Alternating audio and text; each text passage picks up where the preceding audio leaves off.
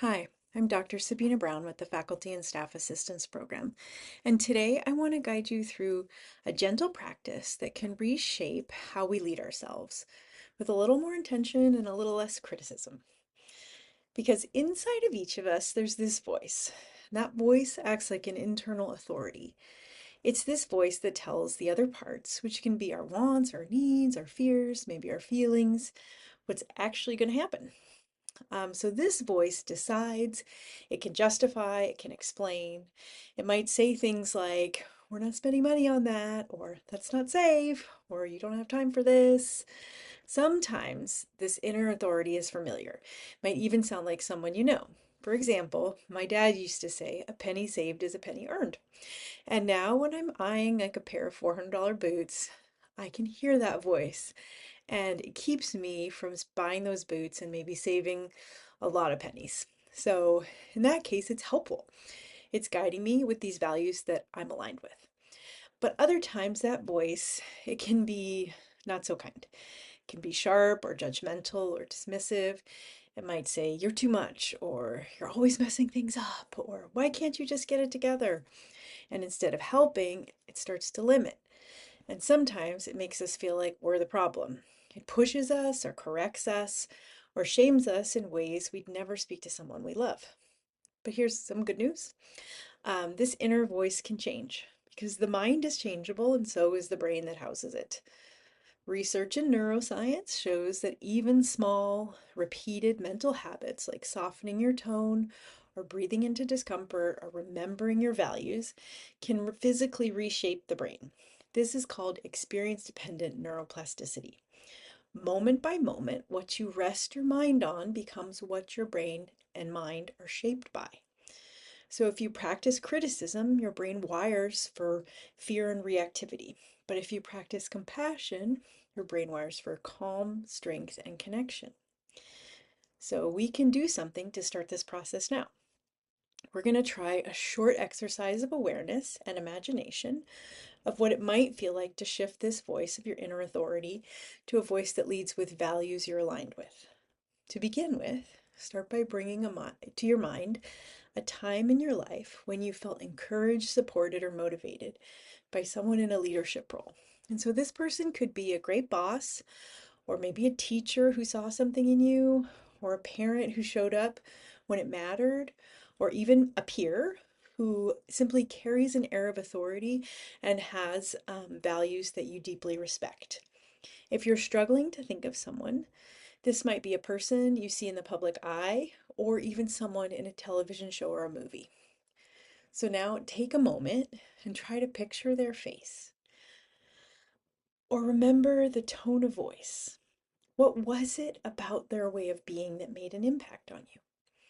If you can, write down their name and jot down what you admired about their leadership. Was it their calm or their honesty or their compassion? Was there a moment, big or small, when they said something that really stuck with you? And these can be values or traits or just this memory that lives in your body as trust. You might want to pause the video here if you'd like to write or reflect on this. Give yourself a minute to really connect with this person's presence. Okay, now the more painful part. Imagine you're facing something hard. Bring to life a real experience from the past or a situation where you struggled, maybe feeling really stuck. You could be ashamed or overwhelmed. So as you bring this situation gently into your mind, bring it just enough to feel it and not be overwhelmed by it. So you're going to let yourself recall what's been hard. What questions are coming up for you?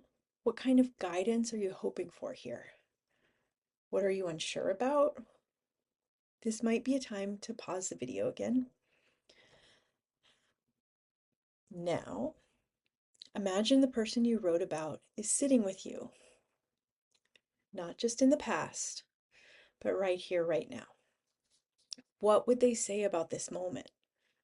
What would they want you to remember? What kind of advice would they offer from that place of clarity, warmth, and leadership? You might want to write it down. You can definitely say it out loud. Let them speak to you directly using your name. Something like, Sabina, you're someone who shows up even when it's hard.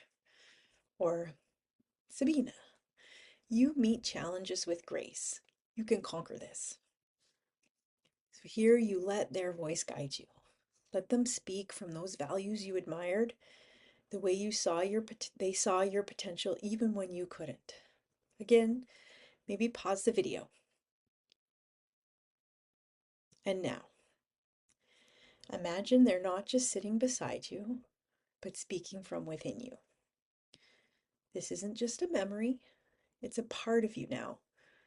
This steady and compassionate voice of inner leadership isn't limited by time or history. It knows everything because it's you. Take the words they spoke to you, and we're going to change them a little. Try saying them again, this time in your own voice. I show up even when it's hard. I meet challenges with grace. I can conquer this. Now let that land. Let it land in your body. Let it become yours. You might be surprised by what they say and then what you say. And this might be the time to pause the video again. This is the voice we want to begin cultivating inside. You don't have to silence the old critical voice. It's about asking for a different tone. And over time, this new tone, rooted in care and trust, becomes one that leads. It isn't about pretending everything's okay. It's about choosing the kind of support you want to live inside with. And slowly, through repetition and care, this is allowing your brain and your life to take a new shape. Because you can choose the voice in charge, and that can change everything.